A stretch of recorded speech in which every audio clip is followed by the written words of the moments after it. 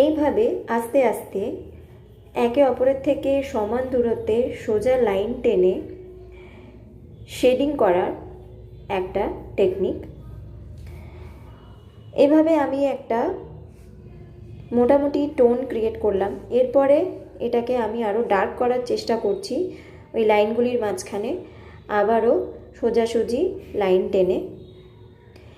এই টোনটাকে যদি আরও ডার্ক করতে চাই তাহলে আর একটু প্রেশার দিয়ে আরও সোজা সোজা লাইন তার উপরেই আমি টানছি এবং দেখতেই পাচ্ছ যে টোনটা আরও ডার্ক হয়ে যাচ্ছে। এরপরে এই গোটা স্কোয়ারটাকে আমি এরকম স্ট্রেট লাইনস দিয়ে ভরে দেব এবং ডার্ক টোনের পরে মিডল টোন ক্রিয়েট করার চেষ্টা করব একইভাবে স্ট্রেট লাইন টেনে টেনে, তবে প্রেশারটা কম থাকবে।